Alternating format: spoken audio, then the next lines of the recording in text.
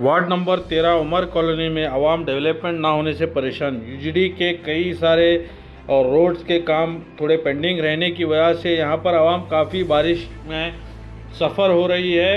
हमेशा से आप देखते हैं वार्ड नंबर 13 में कई नाम सामने आते हैं कॉरपोरेटर की दावेदारी को लेकर, मगर यहाँ पर सिर्फ एक शख्स आवाम की तकलीफ़ को लेकर हमेशा नज़र आते हैं, जिनका नाम है ताहिर। ताहिर हमेशा से आवाम की तकलीफ़ों के बीच में रहकर उनकी तकलीफ़ों को सॉल्व करने में लगे रहते हैं, और यही आज वार्ड नंबर 13 में देखा गया कि ताहिर साहब ने आवाम को मीडिया के सामने लाकर डिस्ट्रिक्ट एडमिनिस्ट्रेशन और इलेक्टेड रिप्रेजेंटेटिव से ये अपील की है कि इस काम को जल्द से जल्द किया जाए, वरना वो वार्ड नंबर 13 के आवाम को लेकर रोड ब्लॉक करेंगे, धरना बैठेंगे और यहाँ पर एक बड़ा एहतजाज मुनक्किद करेंगे। उसके बाद शायद इलेक्टेड रिप्रेजेंटेटिव और एडमिनिस्ट्रेशन इनके पेंडिंग कामों को कंप्लीट करने में कामयाब हो सके। Thanks for watching the Gulbarga mirror and Deccan digest. अस्सलाम वालेकुम। ये वार्ड नंबर 13 है, ये उमर कॉलोनी बिलोंग करती है, हबी फंक्शनल अपोजिट। यहाँ पे एक बहुत बड़ा ड्रेन यहाँ से गुजर के KNZ की तरफ गया सो है, जो अलहाज मरहूम खमरुल इस्लाम साहब के पीरियड में ये ड्रेन कंप्लीट हुआ था। उसके बाद यहाँ पे फराजुल इस्लाम साहब और ऑफिशियल लेवल पे आके विज़िट भी करे, यहाँ के लोगों को यकीन दिलाया था कि वो यहाँ का काम मैं बहुत जल्द करूँगा, और वो मुझको भी यकीन था कि वो ज़रूर काम मुकम्मल होगा।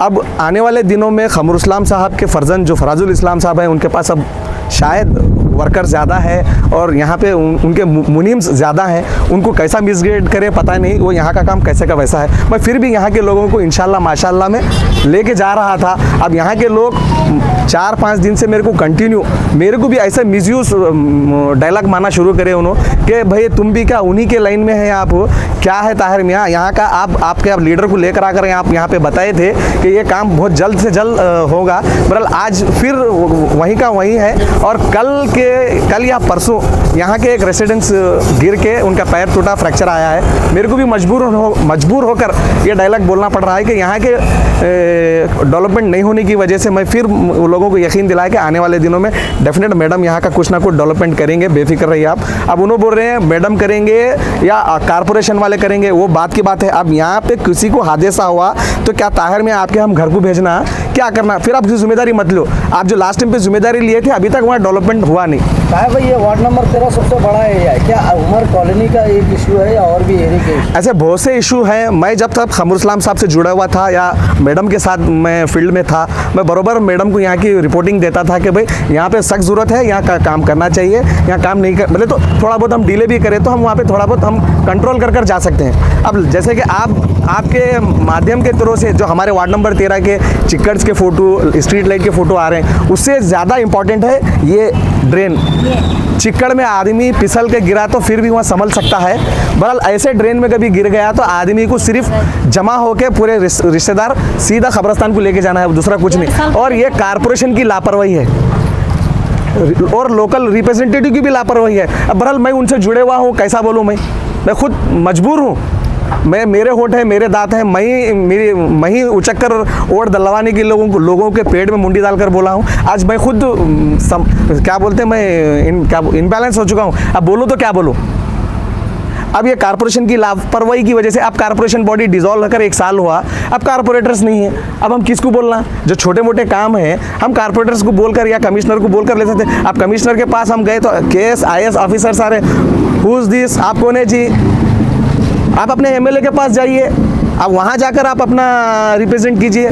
मैं बोले आप लोग ड्यूटी कर रहे हैं, हम रिप्रेजेंटेटिव होंगे तो वोट डालने के बाद के बात है। अब फिलवक्त तो तुम्हारी ड्यूटी है ये, आप इसको सॉल्व करो, आप क्रिएट करो। नहीं उन्होंने हमारे मैडम के पास ही जाइए। अब थोड़ा सा कन्फ्यूजन है, डेफिनेट देखेंगे यहाँ के लोगों को। फिर एक बार मैं यकीन दिलाता हूँ आने वाले दिनों में मैडम ज़रूर इसका काम करेंगे, और मैडम को भी मैं बोलना चाहता हूँ आपके माध्यम से कि आप 10 मुनीम मत बनाइए, 1 मुनीम को लेकर काम कीजिए, वहाँ का डेवलपमेंट को अच्छा से अच्छा हम सुधार सकते हैं। दूसरा इशू आज़ादपुर रोड पे इतना मेजर इशू है, यहाँ पे लोग सुबह और शाम में मैं समझता हूँ अप एंड डाउन में 10 से 15 हज़ार लोग अप एंड डाउन करते हैं, वो अभी तक केस सॉल्व नहीं हुआ।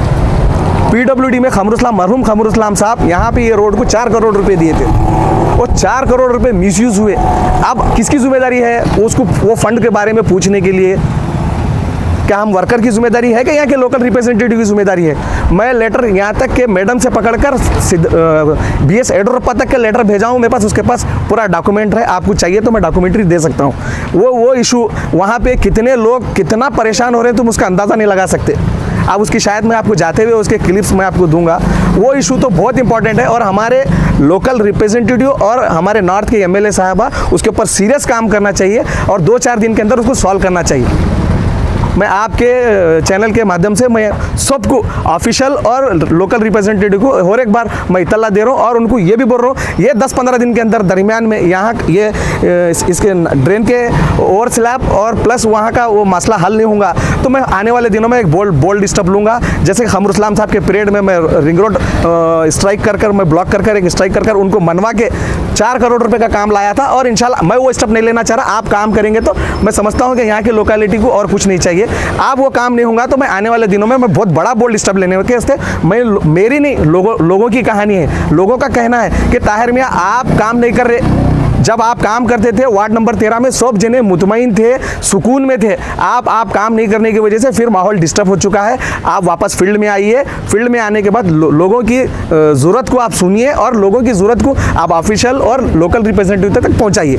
मैं इंशाल्लाह ज़रूर आने वाले दिनों में ये 8-10 दिन के अंदर मामला सॉल्व नहीं होगा तो मैं बहुत बोल्ड स्टेप लेकर मैं आगे कुछ काम करने वाला हूँ। ओके नहीं, रोज़ की बारह है, ये एक दिन का नहीं है। रोज़ आते जाते रहते हैं, ऐसे ही गिरना पड़ना, पैर फिसल के गिर गए।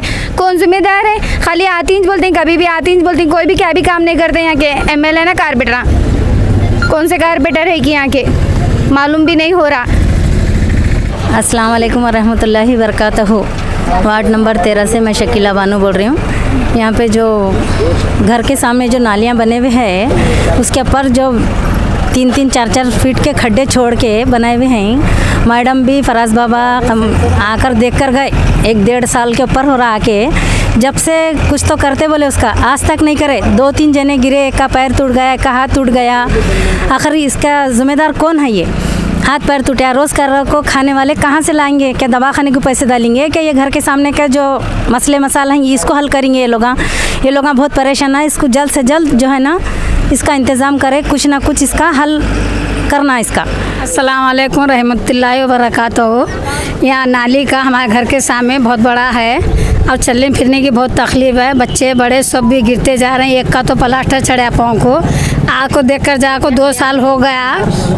उमर कॉलोनी 13 नंबर वार्ड में हमको घर के सामने बहुत तकलीफ़ है चलने की। जल्द से जल्द इसका कुछ तो भी इंतज़ाम करिए।